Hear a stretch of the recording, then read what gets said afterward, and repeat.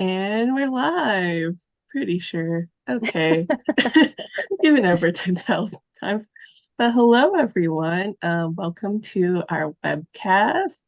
Um, Before we head into it, and you'll be able to ask or hear some some questions from our wonderful guest over here. But I'll go ahead and introduce myself and my co-host.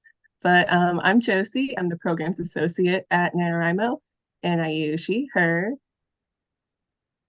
All right, and I am Tiffany. I am the social media manager here at NaNoWriMo, and my pronouns are she, they. And let me just say, I am beyond excited for this stream, so I cannot wait to get into it. And before we head into it, just like some quick little, since this is our last week of Nano, I just want to remind y'all to update and your projects. Make sure you put that word count in, and make sure you subscribe to our YouTube channel so you know about upcoming events, and just check out our calendar for upcoming events as well. And as some of you may know, this is also the 25th NaNoWriMo. We'll continue to celebrate and share our plans for writing the next chapter of NaNoWriMo throughout the upcoming year. So if you want to know more about where we're headed, you can check out our case statement or support our nonprofit by donating. And well, that's our whole nano spiel. Tiffany has another spiel of her own. Yes, I am going to read the author bio of Bob. So, as it says, RL Stine is one of the best-selling children's authors in history. Goosebumps, which recently celebrated its 30th anniversary, has more than 400 million books in print in 32 languages. His other popular children's book series include Fear Street, The Garbage Pail Kids, Mostly Ghostly, The Nightmare Room, and Rotten School. The Goosebumps TV series was the #1 children's show in America for 3 years, and you can connect with him on Twitter at RL_Stine, as well as on Instagram and Facebook, and his website, rlstine.com. Also very excited for our group here with so many writers in the room, well, in the virtual room. You can check out his first ever writing guide, There's Something Strange About My Brain, which will be linked in the chat for you to check that out. So, all right, Mr. Stine, anything else you want to say or add before we get into our questions and then the audience questions? No, that was excellent. Are we done or what? Still got a little bit more to go. No, is more? There's a lot more. Oh, is Nano more? Is that like a real company? Is it a real business? Seriously, you've been doing it 20 some years? Yeah, I love that question because even before I started working here, I was surprised when I saw the job posted. I was like, wow, there's a whole organization. I always thought it was like an internet And then movement. what do you do? What do you do all the other months? Well, we do have writing competitions throughout the year. So it's not just November. We have like Camp NaNoWriMo, Now What to help with publishing and editing, that kind of stuff all year. Yeah. Oh, I'm just curious. I don't really know, I don't know anything about it. I mean, how do you make a living? What Well, do you do? so How? some nonprofits, so donations mostly, and Oh, merch. nice. Our store's got a lot of cool merch. So Huh? And last November, do you have any idea? I'm going to interview you. Last Oh, November, do you have any idea how many people wrote novels in November? we do a statistics roundup post, and Yeah. it is a lot, but all the numbers start to run together in oh my my mind. gosh. I Yeah. Mhm. literally just like read it like the other day, and I'm like, oh no, I can't remember the numbers. Yeah, it's just so many numbers. It's so big. So, Don't you think it's amazing, though, that so many people want to be writers? oh yeah, Yeah. What? us No, one of them. I find it really surprising. I don't know why. People ask me why I would like to write, but I can't explain it. Yeah, it's I just you can't just tell you feel it. why. Why did I start? I started writing when I was 9 years old. I'm this weird kid typing in my room, typing. Why? Why did I find it so interesting? That's why I'm still surprised that so many people want to be writers, Yeah. especially since nobody reads anymore. Who's going to read the stuff? Well, I'm definitely going to read that new guidebook that you wrote. Yeah. And when I was a kid, I All my read tips and tricks. yes, Yeah, I'll give you a little 60 something. preview. This Something Strange About My Brain is about 65 tips and tricks for writing for young people mostly. And it was mostly compiled from the MasterClass that I did. I have a 5-hour MasterClass at masterclass.com. Can you imagine I'm there talking for 5 hours? That's a lot, right? I say everything I know and everything I don't know. It's really, actually, I'm very proud of it. And the book is mostly adapted from that. Here's a little sneak preview, okay? Mm-hmm. Here are my first 2 tips for writers. If anyone wants to take notes, that's fine, okay? Tip number 1, sharpen a bunch of number 2 pencils and keep them nearby. Tip number 2, that way, if the writing doesn't work out, you can stab them into your eyes. Those are the first. You want to go on with that book? Well, those are my first 2 tips. I think those are very solid tips. I love it. Very, very relatable, like very realistic. Well, yeah. All right. Well, I know you've What? already given us some good tips, but Josie, did you want to start with one of our questions? Yeah. So we'll go, we'll read, me and Tiffany will go through some questions. And also, if anyone in the chat, if y'all want to go ahead and start leaving your questions too, we might be able to get to those later. Okay. Nice. So, okay. So our first question, I feel like it's like the question like every author gets, but Oh it's the no. Oh no. what does your Here's writing 2/3. process look like? Here's what every question is, okay? This is 2/3 of my fan mail. Dear RL Stine, our teacher is forcing us to write to you. Where do you get your ideas? That's Infamous 3/4 of my question. mail, right? Every author's most hated question. Where do you get your ideas? Because there's no good way to answer it. No honest way, Yeah. really, you know. And every author gets asked by everybody. And I always want to say, well, where do you get your ideas? We all get ideas. Come on, right? Yeah. Well, yes. I don't know. No, what was your question? The writing process? Yeah. I hate talking about process, but no, I do. I hate it. It's Yeah. so boring. But everyone watching is interested. This is sort of an odd audience for me. When I have like a big audience of kids and everything, they don't want to hear about writing process. It's the last thing they want to hear about. But with today's audience, I will just tell you, I believe in doing the same thing every day. I'm like a machine. It's like factory work. And having a routine that I keep to every day really helps keep me. That's how I get so much written. And that's how I have so many books out. I sit down at 10 every morning, sit down at the computer and pick up from where I left off the day before. And I write 2,000 words a day. That's 10 pages. And I sit there till I do 2,000 words. And I have a little game that I play with myself.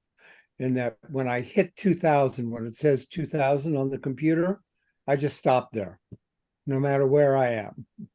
In the middle of a sentence, anything. I just 2,000 words. That's it for the day. I get up, I walk the dog, and go out, and that's just what I do. Usually 6 days a week. By breaking right in the middle or something, it's much easier to pick up the next day. If I would finish something, then I'd have to be starting fresh the next day. But if you leave in the middle of a paragraph or in the middle of a chapter, when you come back the next day, it's so much easier to pick up where you were. And that's basically it. Just to go on, I outline every single book before I write it. And everyone's question is always, what do you do about writer's block? How do you deal with writer's block? And I've never had writer's block. Partly I don't have time for it. Who has time? I got a lot of books to write. So who has time for writer's block? But I think the more preparation you do before you sit down to write, the less chance you'll have of having a problem like that. I think a lot of kids think you sit down and start to write a book, and you just sit down and start to write. I've never done that in my life. I sit down, I do a character cheat sheet of who the characters are, basically what they're like, what their personalities are before I start to write, what they look like. And I do a chapter by chapter outline, which has dialogue in it. And every chapter ending, in Goosebumps, every chapter ends with a cliffhanger. So I mean, that's a really important part. So I have in the outline, I have what the surprise is at the end of every chapter. And I go through. And generally, when I'm doing the outline, I try to have the ending very early. The ending is one of the first things I figure out, because then I can figure out how to keep the reader from guessing the ending. If I know the ending, I know how to keep them tricks and traps and how to keep them away from the ending. So that's very important to me. Everyone hates to outline. Kids hate it. Kids don't want to hear about outlining. Nobody likes it. But I can't work without it. And when I sit down, people say, well, you're so prolific. How do you do? When I sit down to write, I've done all the hard work. I've done all the thinking. And I have maybe a 20-page outline. A Goosebumps manuscript is 120 pages. And I have a 20-page outline. I have everything that's going to happen in the book. I figured it all out. I've done all the thinking. And then I can relax and just enjoy writing it and have fun with it. Yeah. Thank you so much for that answer. Everybody's excited to hear that you're a planner. We talk about that all the time in NaNoWriMo. There's the planners or the pantsers. Stephen King is supposed to infamously be a pantser. He just sits down and just goes at it. Yeah. Well, I had a friend back in the 90s. There was a teen horror writer. I was doing teen horror, Fear Street, and her name was Richie Tankersley Cusick. And she told me, I don't want to know what happens to my characters when they turn the corner. I want to be surprised by what happens to them. And I thought, well, fine, good luck, good luck with that. And consequently, I mean, she had all kinds of plotting problems. She always had plotting problems. But that's the way she liked to work. Yeah. But yeah, the advice about like stopping in the middle like of a sentence or something, I do that a lot too when I'm writing. It gives me something fun to pick up where I left off rather than being like when I sit down to look at the page. Yeah, right. You don't want to finish a chapter and come back the next day and think, oh no, I have to start a new chapter. Yeah. It's like give yourself a cliffhanger as a writer, Yeah. Yeah, that's right. Well, I have another question that's sort of related to the prolific angle, but I promise I will not ask the question that I'm sure you get asked a gazillion times. But what? So you write. Go ahead. What is it? You write so many stories, 350 plus to be exact, as it says in your book. So how do you make each story distinct from one another? It's impossible. They're all one story. So far, nobody's noticed. No, the only way is to have good editors. Yeah. You need a good editor, somebody to say, Bob, you did that in number 18. Bob, you already did that title. You've already done that. Hey, this is, talk about what's the challenge for me now. And, after having written, I have 31 years of Goosebumps and everything else, the challenge is not to repeat yourself and to come up with my books is to come up with different scares and different teases and different chapter endings to come up, not to keep repeating myself. That's really it's a really hard part. And it helps to have really good, Susan Lurie has been the Goosebumps editor almost since the beginning. Susan and I have written have done over 120 books together, and we still speak. That's amazing, right? Yes, I was a copy editor before, so I love the love for the editor. Yes, right. Well, I was married to my editor. I'm married to my editor. Jane was editor of all the Fear Street books. For real, not just, she read them, she got paid to be my editor. How would you like to be married to your editor? It's a nightmare. It's a nightmare. Especially because she's a really tough editor. And I never got away with anything. I'd say, Jane, the next book will make sense. I never got away with that. That never happened. Once, I'll tell you, people always, once Jane handed back a manuscript that she had read, a Fear Street manuscript, I think, and it had 2 words at the top. This was her whole editorial letter. Psychotic ramblings. That was it. That's all she wrote. She didn't like that one. I had to start over with that. Oh, Psychotic ramblings. all right, Josie, you want to have another question you want to ask? Yeah, let's see. Okay.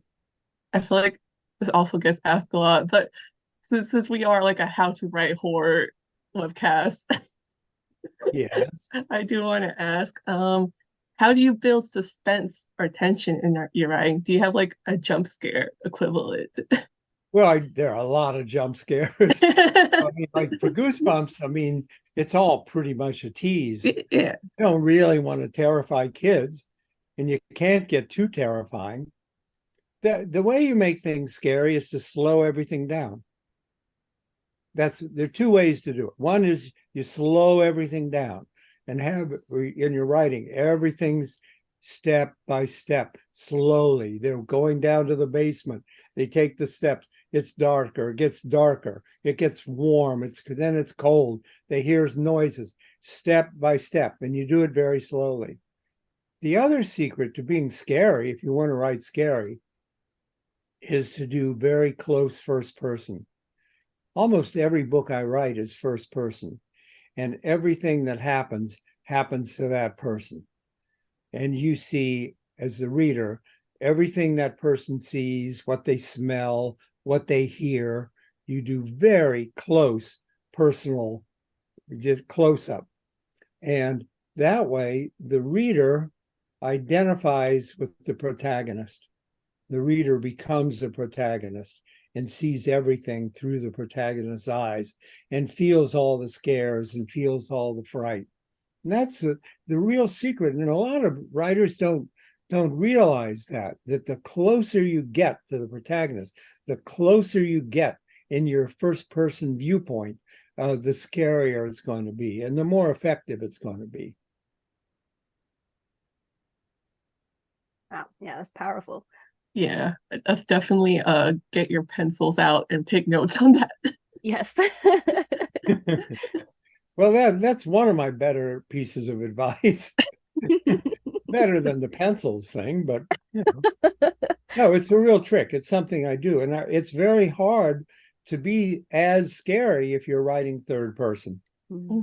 If you're outside those people, if you're not right inside them, it's a good trick. Yeah, you do that extremely well. I've read so many books when I was younger, so why I want to be a horror writer myself. Thank you. Well, nice. That's just what the world needs, right? More horror writers. Oh yeah. We need more horror in this world. Yes. Safe horror Yes. you can read in a book and close. Yeah, right. Yeah.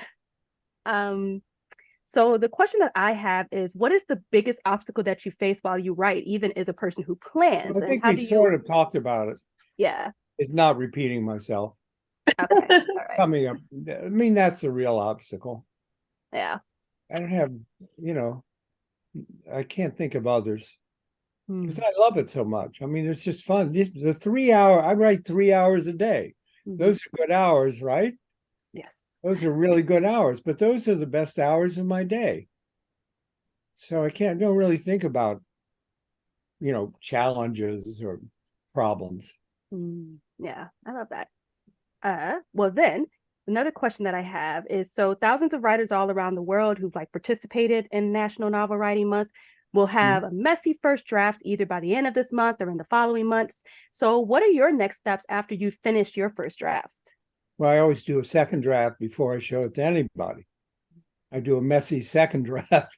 And then I send it off to, luckily I have 2 or 3 editors for every book, and they're a big help. But I never send a first draft off to anyone. I go back and make sure it's in English. You have to, you're not sure, Yeah. Sure. And always when you go back over something like a 120-page manuscript, and you go back to page 5 and page 10, you're going to have some new ideas, and you're going to see some things you don't like very much, or some words you want to change. And, I don't do, since it's all outlined, I don't do major changes in the second draft, but I do clean it up a lot and change the language and tighten it and take out things that seem to be padding. Yeah.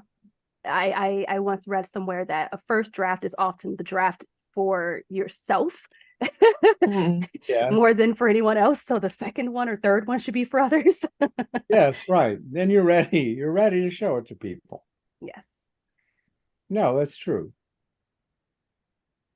Josie, you have a question? Yeah. Let's see. Okay.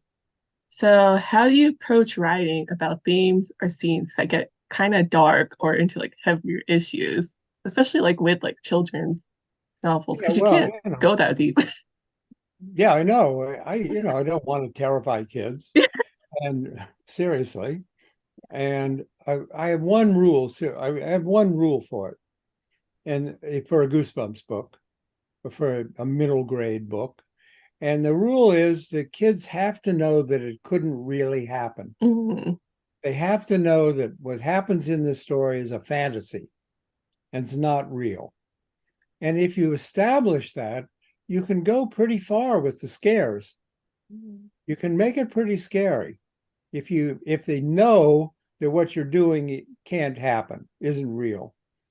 The interesting thing, I think, is for when you write for young adults or for adults, you have to do the exact opposite. If you want your story to be believed, every detail has to be real. It all has to seem real, or else they're not going to buy into what horror or whatever your plot is. They won't buy into it. It has to seem real. It's the exact opposite of when you write for younger kids.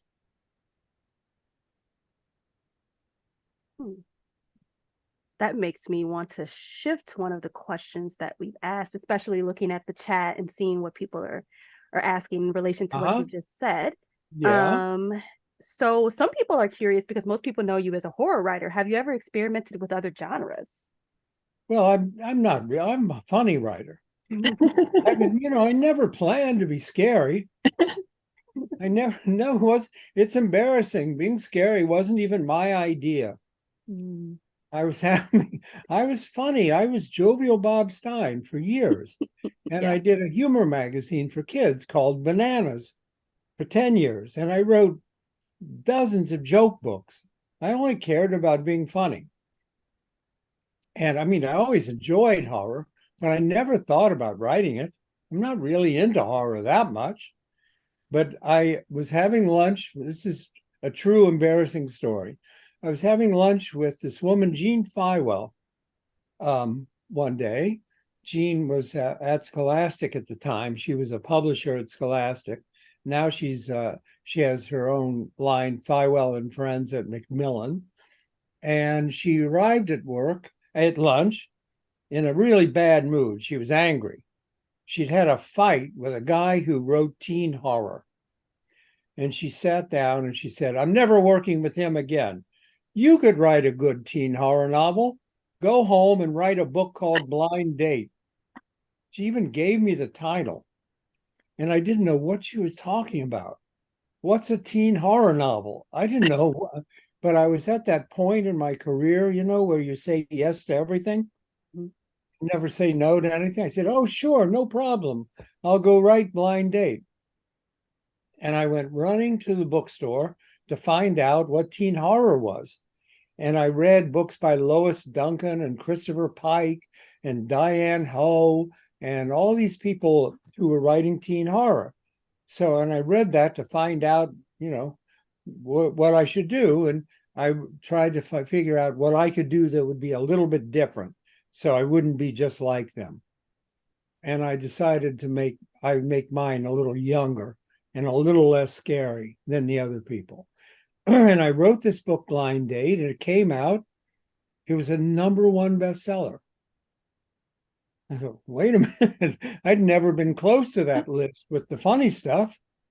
And a year later, she asked me to write another one. I wrote a book called Twisted, my second teen novel, #1 bestseller. And I thought, forget the funny stuff.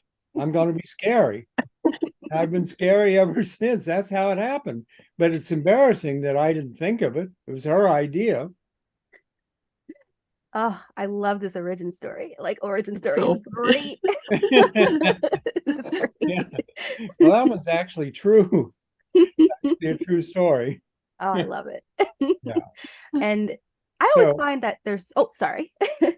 no, the reason that my book is called There's Something Strange with My Brain, about my brain, is that I think horror doesn't scare me. I think the horror is funny. Mhm. Horror just makes me laugh. That's why we called the book that. Um, there's something missing in my brain, because when I go to a scary movie, I'm the one in the theater who's laughing. Or if I read a Stephen King novel or some scary book, I just think they make me laugh. I Mhm. don't have that feeling. People come to me and say, I had to leave all the lights on. I had to lock all my doors after I read your book. I've never had that feeling. It's Oh, just something missing. So when I write all this horror stuff, I mean, it's just, I'm really writing funny stuff. oh, I love that. I feel like that's a superpower, to be honest. And yeah. people in Not the to be comments scared. yes, especially if you're writing it, and also I often feel like there is like horror and comedy often swim, and they're like both in the same waters so They often. are. Yeah. It's the same visceral reaction.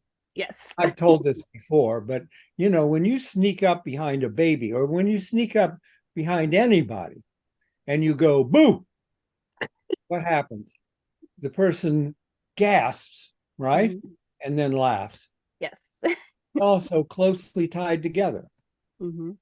Oh, I love that. I love that. Well, our audience does have a lot of questions here. So, Nice. Nice. um, yes, we've been collecting them. I'm excited to start asking. So, Josie, should we go to the audience questions or do you want to ask anything else? Yeah, let's ask some of these questions. Um, let's see. Okay. Um, I think I'll use this one from Heather H. Pogson first. What is your favorite memory about your career? Oh, I have a million. I don't know if I can pick anything special.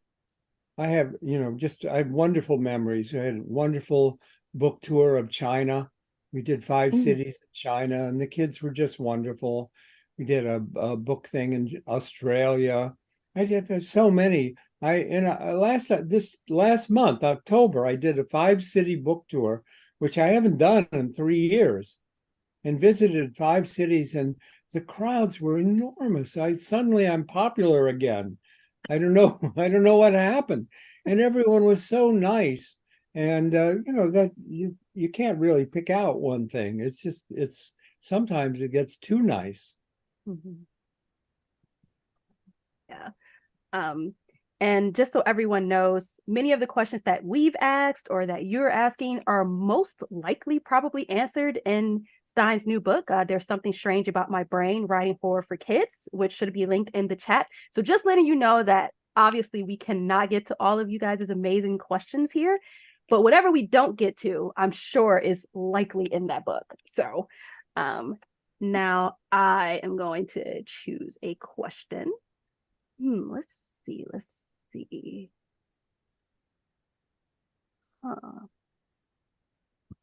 What are some of your favorite horror stories? This one from Domino Yo. Favorite horror stories? Yes. Well, I think the best horror novel ever written is Rosemary's Baby by Ira Levin. They're doing a new edition of Rosemary's Baby. They asked me to write the afterword. I'm really honored that they would think of me for that. I think that's the best thriller ever written. Ira Levin wrote so many. He was amazing. It's a shame he didn't write more. He didn't write that many books. But he wrote another book before that I'd recommend to people called A Kiss Before Dying, which is terrifying, just a great thriller. Those are two really excellent thrillers if you're interested in thrillers. Then there's another book, a Ray Bradbury novel that I always recommend to young people called Something Wicked This Way Comes, which is beautifully written and very scary. And it's about a boy. I grew up in the Midwest in Ohio. And it's about a boy who lives in the Midwest, and he sneaks out of his house late at night, and he goes down the block to where a carnival is setting up. And he gets all involved in this carnival, which turns out to be the most evil carnival ever. It's a really creepy, scary book, and I always recommend that. That's another favorite of mine. Really good recommendations there. Yeah, Thank those you. are good. I think there's a class that's watching, so I see some B students, and one of them is from Jeffrey from Fulton College Prep, and they're in 10th grade, and they ask, have you ever included a family member in one of your books? Well, I did. My son Matt, his claim to fame is that he never read one of my books. That's true. Isn't that awful? Isn't that horrible? He was the right age for Goosebumps, and he never read one. Matt read just, to make me crazy. He knew how to get me, and he never read a Goosebumps. He used to take them into his friends. He used to sell parts. He'd come home, he'd say, Dad, you have to put Jay in the next one. Dad, you have to put Willow in. He sold parts. You think they paid him $10 in a Goosebump, but he never read one. So I wrote a Fear Street, a vampire novel called First Date, I think, or Blind First Date. And I made Matt the main character. And in the very last paragraph, he gets bitten in the neck by a vampire. See, I paid him back. But he never read that one either.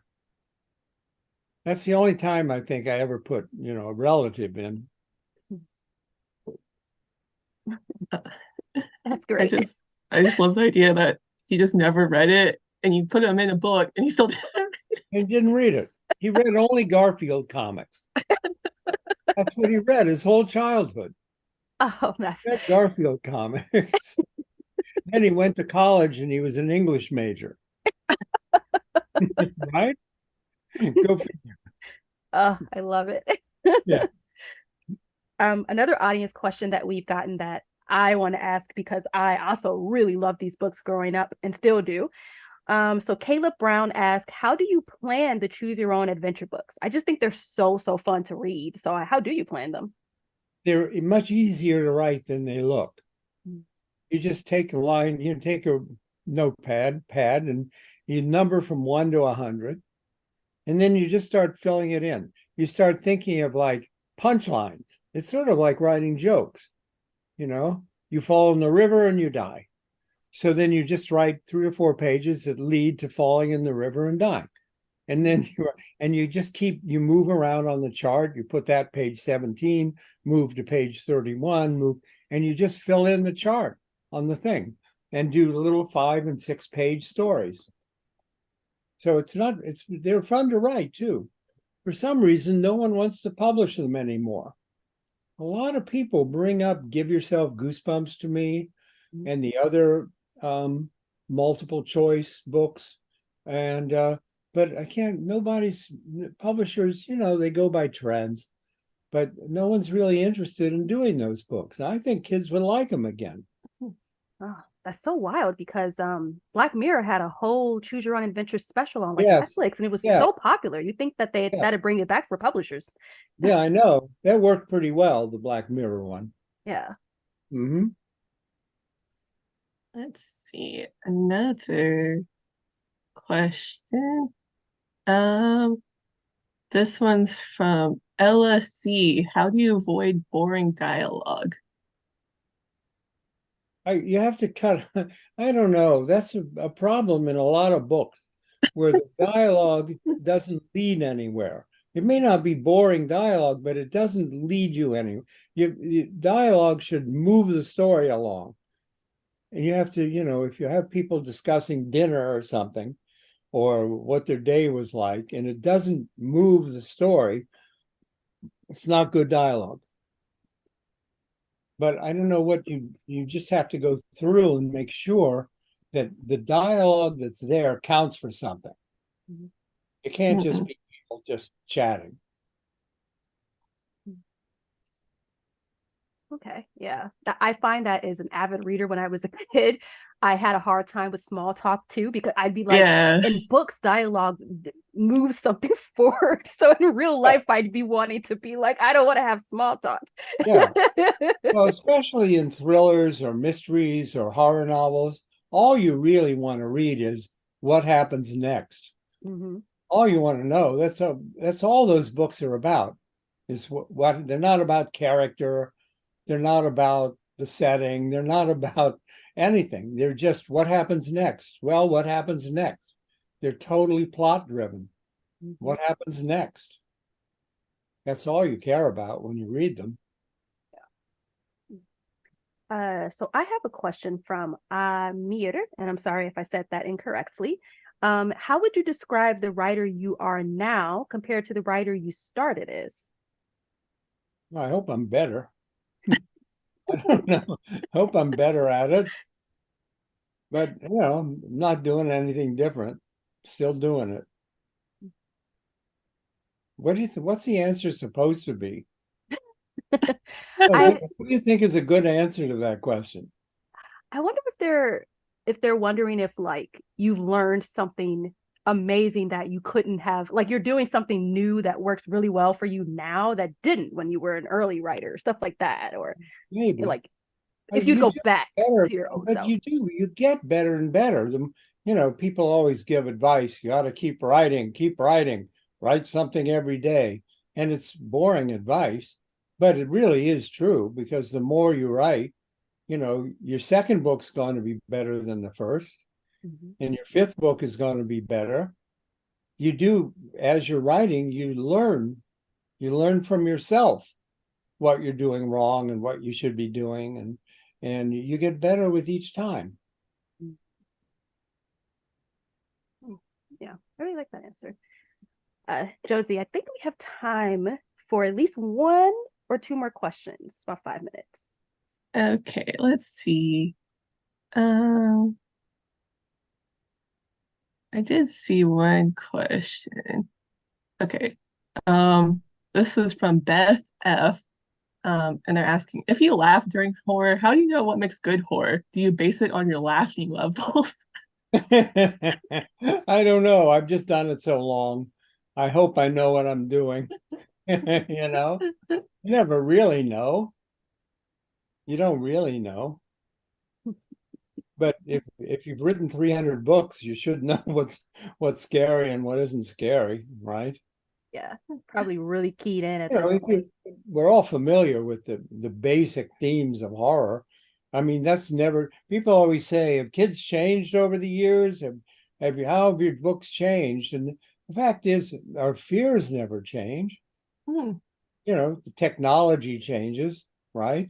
That's about all that changes. But we're still afraid of the dark, afraid something's lurking under the bed or in the closet, afraid to go down to the basement, afraid of getting lost, afraid, those never change. Never. Yeah, it reminds me of the question that keeps popping up in the chat that's like, do the bumps ever goose you? Yeah, do the bumps ever goose you? I was like, this question keeps being asked, and I'm like, I don't know what it means. The Jack Black video? You know that video? When we did the Goosebumps movie, the first one, when Jack Black played me, and they did a YouTube video called, that's what it was called, Do the Bumps Ever Goose You? And Jack does it. It's wonderful. It's a wonderful video. You should check it out. Oh yeah, for sure. It's a really nice song. It was wonderful. I think that answers the question that somebody had, was like, how did it feel going to that movie and seeing Jack Black play you? Well, it was amazing to be a character in a movie, right? It was very bizarre, but he was so much fun. I thought he was too mean in the beginning. He took the kid's phone away, he threw it away. I thought he was mean, but he was great. He's a wonderful guy. And I loved what he did in the film. We had a great time together. Oh, that's good. Okay. Only have time for one more question before we get into writing prompts from Bob, which I'm excited to see what that'll be. So do you have one more question you'd like to ask, Josie? I did see one. Oh no, I got lost in the chat. It just keeps going. There's so many questions. I'm like, oh Yeah. no. Oh wait. Okay. I found one. Okay. So subscription unboxing asks, do you use a beat sheet, or how do you structure your outlines? Because a lot of people were asking in general, like, oh, you plan? Wait, how do you plan? I don't know how to plan. I don't know. I don't know what a beat sheet is. What is a beat sheet? I wouldn't know what it is. No, I just go chapter by chapter and make sure that it just keeps advancing, that it keeps moving. And the other thing that's really important as far as pacing goes, there has to be at least one major surprise. There has to be one point in the book where the kids stop, they read it, and they say, oh my goodness, I had no idea that was happening. I had no idea that was what this book is about, or what. There has to be one major twist. Talking about the Goosebumps movie, there's a wonderful line at the end of the movie that I wish I wrote. Jack Black is a school teacher. He's teaching writing or something to kids. And he says, every story has three things. Every story needs three things: a beginning, a middle, and a twist. It's a great line. I wish I'd written that. It's like perfect for what I do. I always make sure there's at least one, maybe two or three twists where the kids get completely turned around. Yeah, I love that. Sometimes, writers, myself included, can get really lost in all the like methods and ways, but yeah, often it's just simple. You just you sit down and you just go chapter by chapter. Like, it doesn't have to be save the cat or a beat sheet or any process, unless you really want it to be, unless that works for you. But sometimes people get lost in the chaos of that. Yeah, I wouldn't. Yeah, I don't do it. Just tell a story. Yeah. Okay. So we have one more closing question for you before we ask for a writing prompt for all our writers to do. So NaNoWriMo is almost over. It ends in just a day, depending on your time zone. It could already be over for some people. So some will have made it to the traditional goal of 50,000 words in a month, while some will have made it to whatever goal they set for themselves. And some might not make it to their goal at all, which is fine. In my opinion, some writing is better than no writing. So is there any last advice you'd give to people who did NaNoWriMo this month, whether they got to 50,000 or didn't? I don't know. I don't really give too much advice. My advice is never listen to authors who say that writing is hard. Never listen to those people. I'm on so many author panels, and there's always somebody who says, writing is so hard. It's so hard. I have to lock my kids in the garage so I have time to write. It's so I think writing is not hard. And if you have that attitude, it's going to be hard for you.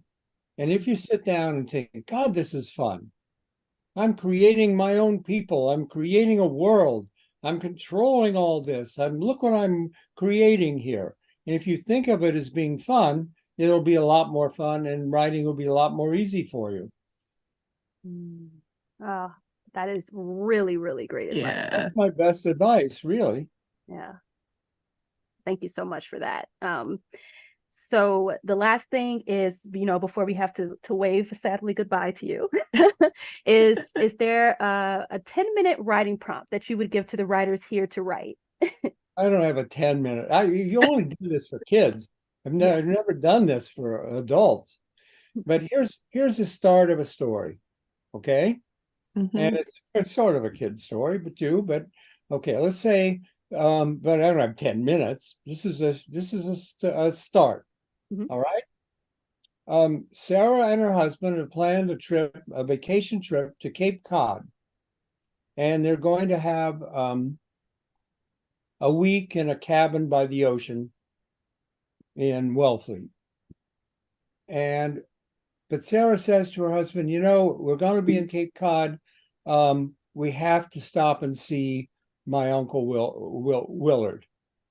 And he said, no, Willard is so strange. Do we really? We don't have that. She said, I don't get to see him very often. He's very lonely. He's all by himself in Hyannis. We'll just make a stop in Hyannis, and we can spend like one evening with Willard. So he relents. So they go, and Willard is this old guy. He's pretty much a hermit with his little house, and he likes to fish and he hunt around, and he's a little house in Hyannis. And he says, oh, you have to stay the night. I'm so happy to see you. I'm so happy to have company. And he says, you stay here, make yourself at home, and you can look around the house. I've got a lot of interesting artifacts and things here. Make yourself at home. I'm going to go out and get some lobsters, and we'll have a big lobster dinner tonight. And he leaves, and they're sitting there, and they haven't been to his house, and they look around, and there's it's very interesting. He's got a lot of interesting stuff. He's an interesting old guy. And down at the end of the hall, there's a door to a room that's closed. And they think it's odd. All the other rooms are open and the doors are open, but this one room is closed. And they try the door, and it's locked. It's totally locked. And they think, that's strange that you would have a locked room. And from inside that room, they hear a voice, a sort of a scratchy, hoarse voice. It says, please, can you let me out? Please, please, can anyone hear me? Can you hear me? Can you let me out? Please. That's the prompt. All right. That's I it. frantically typed it, and I'll put it in the chat and copy and paste it for people to follow. I've tried to get it to the best of my ability. I'm a really good fast typer. Oh, you are fast. Tiffany and Dave. Oh, I'm sorry. I would have talked slower. No, it's fine. I kept up. No, I didn't know you were typing. I just wanted to make sure that everybody could get the prompt. But Nice. Yeah, thank you so much for that. Thank for you. this interview, for your amazing answers. Hey, this was really fun. Yes. Really fun. Yeah. I hope everyone enjoyed it. Yes. Perfect. Well, thanks so much. I guess I'm going, right? Yeah. I'm gone. Yeah. Okay. Thank you. This is terrific. Yes. Okay. Take care. Stay scary. Yes. Bye. Bye. Thank you. Bye-bye. All right, Okay. everybody. So yes, I was not lying. It's not going to be exactly what Bob Stine said, but it will be close enough. Oh, whoa. You did get it. We have the document that we shared with our script. I'm like, oh my gosh, that's right. So yes, I'm getting ready to copy and paste it. So like our producer put like a shorter version in there. I'm gonna put this really long version in there. So under my name, Tiffany Cole. So oh, it's too long. It actually can't even fit in the. I'm gonna have to break it up. I feel like Bob started a mini story there. Yeah, I'm like, oh man, I have to finish it. Yeah, I love it. Let's see. Okay. And we'll have about 10 minutes to write that. Do. Okay, yeah, 10 minutes. All right. Uh, okay. So Tiffany will do that, and I'll get my timer. And again, if y'all don't really want to use this prompt, that's fine. You can feel free to write whatever inspiring you right at the moment. You can be like finishing the scene, and let's see if anyone reaches 50K in these 10 minutes. To be Which clear, that's a challenge. not 50,000 words all at Okay, don't once do that. Don't in 10 minutes. But the last push to it for you. And yes, I am going to copy and paste it and actually put that as like a comment, not in this chat, but is an actual comment under this live YouTube video, the entire prompt. But it's also been pinned in this chat as well. So just give me a moment to do that. Okay.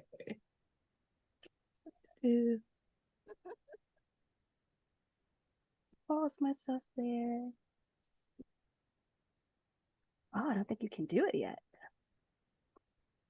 Oh, I think you can put it into the description. Yeah. If you have access to that, Josie, to put it into the description, you can. Okay, I'll do that during the 10 minutes. I'll go ahead and start. So yeah, feel free to keep writing, guys. And there we go. So we'll see you in 10.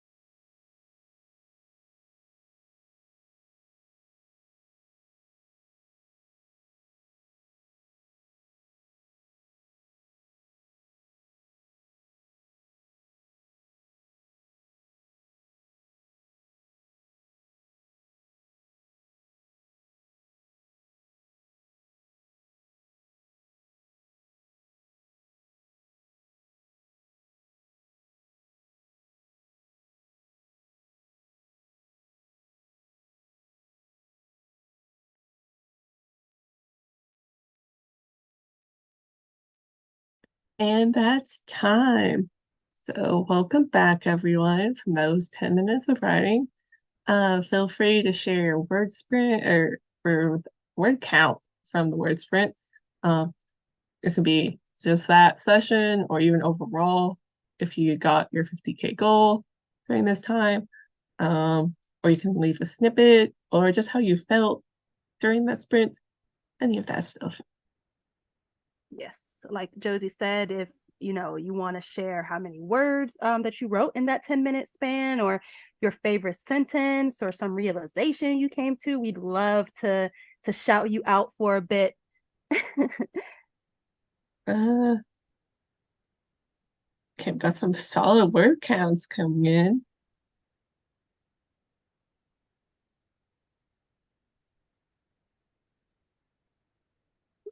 Let's see, 212, 355 with the prompt. Let's see. 136, 262, 248, 355 with the prompt. I always like seeing these because I'm always like, there seems to be like an average word count. Mm-hmm. And it's like kind of exciting to see like people just like kind of group together like that. Mm-hmm. Yeah. I see a sentence here. I would love to read one of those from Justin Jepson. My chat does this weird thing where it won't let me scroll. So let me just, all right. Conceding, admitting that her husband might have been right, turns back to wait for Willard with her husband. Please help me. I'm begging you. Ooh. Good continuation. Yes, I love it. Somebody asked if the prompt would be available in the summary later. Is in the description, right? Or it'll be later. Yes, it will be after the event. Yeah. In the description of the video. Okay. Another sentence. This is from Kitchen Red Queen. Just called out, bringing her eye level with the keyhole. She now expects to see multiple eyes looking back at her. She stumbled back and fight, dropping the metal poker. Well. Oh, I love that turn of events. I am a Eldritch Abomination Lovecraftian fan. I H.P. Lovecraft himself I have problems with, but I do love Lovecraftian fiction. So that gave me that vibe. That was good.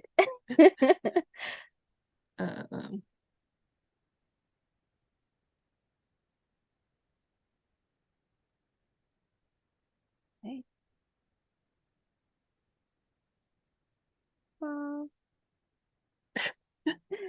Smart Furbies behind that door. Here's another sentence from Max Nilsson. Startled yet intrigued by this unexpected development, they face each other with wide-eyed expressions, mirroring shock and curiosity. That's some really good writing for a prompt. Yeah. Tara Pearson said, I created a false scare and turned it into a joke. A real scare comes later. Ooh, looks like you were like really listening to Bob's advice. Yeah. Just over 48,000 words. Ooh, still going. Keep it going. Close. We're almost there. Oh, this is interesting too. From the Miss Lords. Sorry if I said it incorrect. I can hear you, but then I locked you in there, said Geldy. Perhaps you went into the wrong career, Mr. Houdini. Great.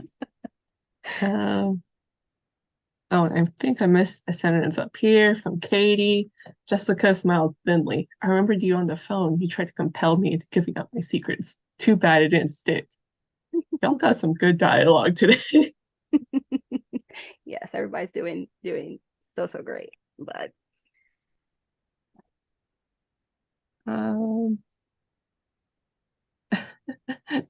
anyway, I'm glad y'all got some writing done in this like short period of time. I'm always surprised how much you get done in like 10 minutes. You're like, oh, it's just 10 minutes, and then go by so fast, and you got more word counts, and you're closer to 50K. So hey. Yeah, talented people in here. Anyway, so this brings us to about the end of our webcast, which thank y'all again for participating. It was super fun to see all of y'all, or read all of y'all because I can't see y'all. And it was super great to talk with Bob and see what y'all questions had and your reactions, everything. And if you want to if you missed anything, this video will be up later. So feel free to come back later and just see. Or if you want to have the prompt again, you can just replay that part over and over again as a timer. There's other I'm not sure how effective that would be, but hey. Anyway, so make sure you update your word counts and claim your winner goodies if you're getting close to that 50K, and subscribe to our channel, and make sure you just watch out for all our future events. And yeah. And of course, part of the reason why we were so excited to have RL Stine on is that he just last month, his new writing guide, and also his very first writing guide he's ever written, There's Something Strange About My Brain, was published, released just last month. So the link is already in the chat, along with the links for our event calendar and stuff like that. So yeah, definitely check out his writing guide, especially if you asked the question and we couldn't get to it. If with any luck, Stine already answered it in that book. So yeah, thank you so much, everybody. yeah, so thank y'all again, and keep writing. Y'all did it. You're almost there. And if you're not gonna make 50K, that's okay, because you wrote more than you did last month. Exactly. And that's an accomplishment on its own. Did you write 100 words? Congratulations. 100 is better than 0. Don't It could be one word. Yes. So if you didn't make it to 50K, it's just great that you're writing at all. So yeah, good luck, guys. Keep writing. Bye, everybody.